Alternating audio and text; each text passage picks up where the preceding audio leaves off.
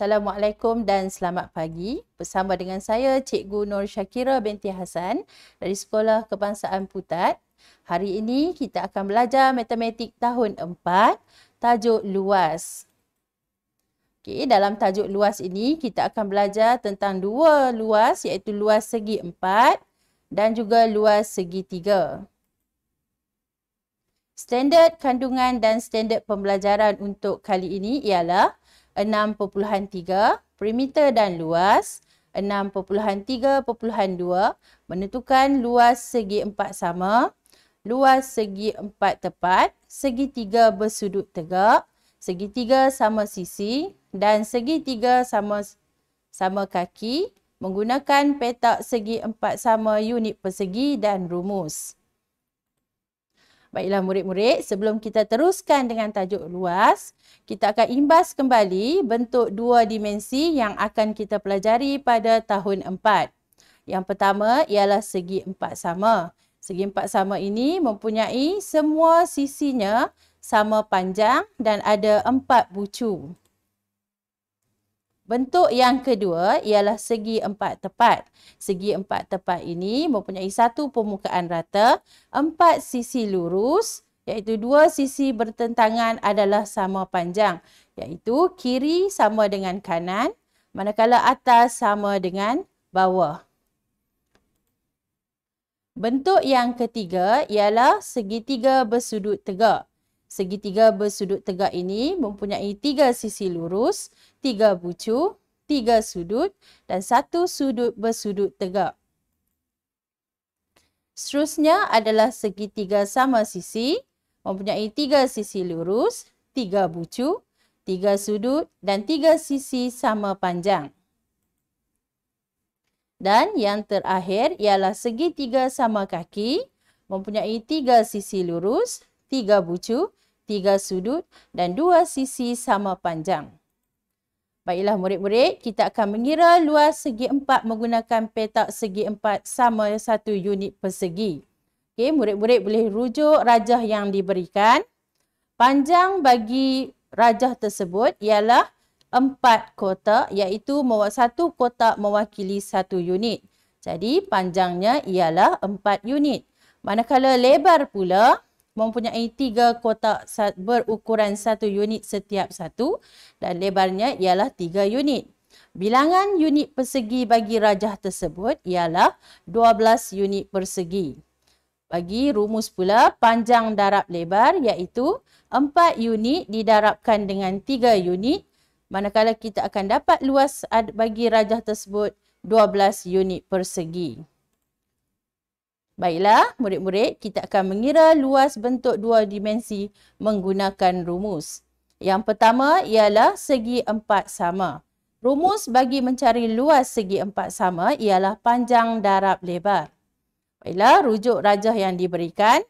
Lebar bagi rajah ini adalah 5 cm, manakala panjangnya juga adalah 5 cm. Ini kerana rajah tersebut adalah segi 4 sama. Pengiraan bagi mencari luas segi 4 sama ialah panjang darab lebar. Jadi 5 cm darab 5 cm bersamaan dengan 25 cm persegi. Seterusnya kita akan melihat rumus bagi segi 4 tepat. Segi 4 tepat mempunyai rumus yang sama seperti segi 4 sama, iaitu panjang darab lebar. Rajah yang diberikan, panjangnya adalah 10 cm, manakala lebarnya adalah 5 cm. Pengiraan bagi mencari luas adalah panjang darab lebar 10 cm darab 5 cm bersamaan dengan 50 cm persegi. Seterusnya, kita akan melihat rumus segitiga bersudut tegak. Rumus bagi segitiga bersudut tegak ialah 1/2 darab tapak darab tinggi.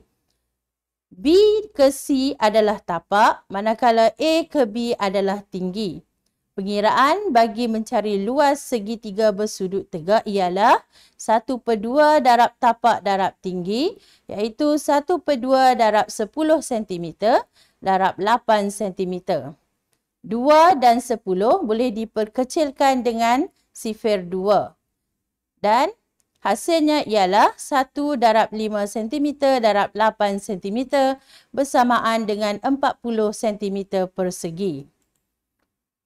Seterusnya, kita akan mengira luas bentuk segitiga sama sisi.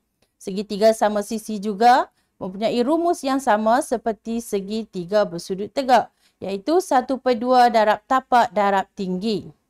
Jika kita rujuk rajah yang diberi, KM adalah tapak, manakala di tengah-tengah ini adalah tingginya. Jadi, pengiraan bagi mengira luas segitiga sama sisi ialah 1/2 darab tapak darab tinggi, 1/2 darab 10 cm darab 7 cm.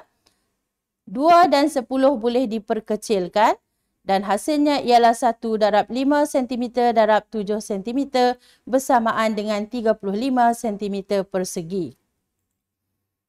Dan bentuk yang terakhir ialah segitiga sama kaki. Rumus untuk segitiga mencari luas segitiga sama kaki ialah 1/2 darab tapak darab tinggi.